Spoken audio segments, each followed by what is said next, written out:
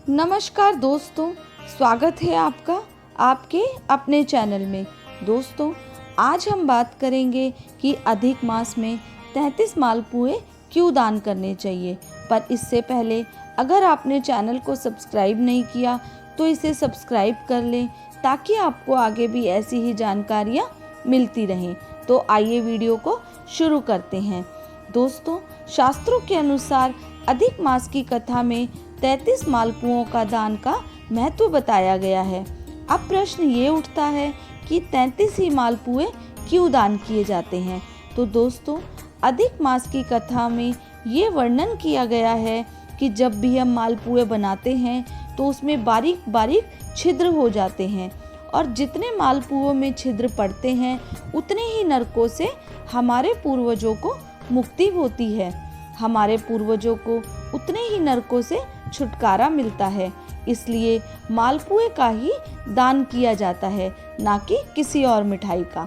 अब सवाल ये उठता है कि मालपुए का दान तो किया ही जाता है, पर 33 ही मालपुए क्यों दान किए जाते हैं, 31 या 32 क्यों नहीं कर सकते।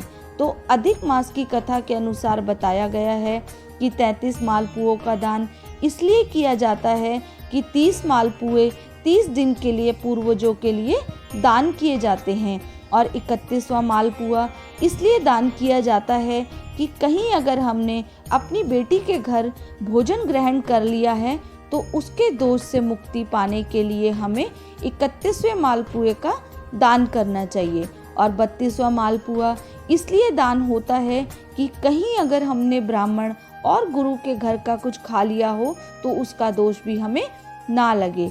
इसलिए 32वें नंबर का मालपुआ दान किया जाता है और 33 नंबर का मालपुआ इसलिए दान किया जाता है कि कहीं अगर हमने किसी के घर में सूतक लगा हो और हमने वहाँ भोजन खा लिया हो तो वो दोष हमें ना लगे। इसलिए कुल मिलाकर 33 मालपुओं का दान किया जाता है कि हमारे घर के जितने भी पूर्वज हैं उन्हें नरकों से मुक्ति मिल जाए और मालपुए का दान करने से हमारे पूर्वज तर जाते हैं। दोस्तों, विष्णु पुराण के अनुसार 26 नंबर के मालपुए पर अगर वैजंती की माला को रखकर दान दे दिया जाए तो जिंदगी में कभी भी कमर और घुटनों में दर्द नहीं होता है। तो 33 मालपुओं में से अगर 26वें मालपुए के ऊपर वैजंती की माला रख दी जाए तो उस माला की प्रबलता से घुटने और कमर का दर्द शांत हो जाता है।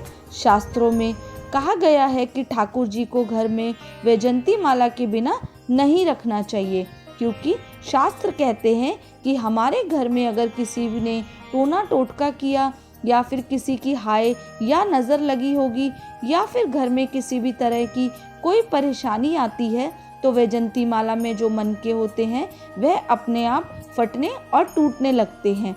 वैजंती माला के 3 दान होते हैं। अधिक मास में 26 मालपुओं पर दान।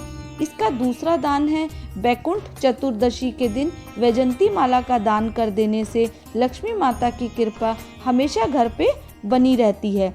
तीसरा दान जो वैजंती माला का होता है वह यह है कि अगर बसंत पंचमी के दिन अगर इसका दान दिया जाए तो उस घर में कभी भी कलह कलेश नहीं होता। तो दोस्तों, वैजंती के इन 3 दानों का बहुत महत्व है।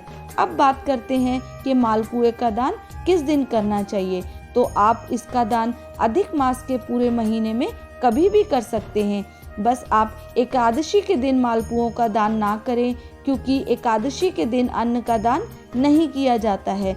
आप प्रातःकाल सूर्योदय के बाद मालपुए का दान कर सकते हैं। और दोस्तों, मालपुए का दान ब्राह्मण के घर में किया जाता है और अगर आप चाहें तो इसके साथ कुछ फल और दक्षिणा भी दे सकते हैं। तो दोस्तों, ये थी सारी जानकारी।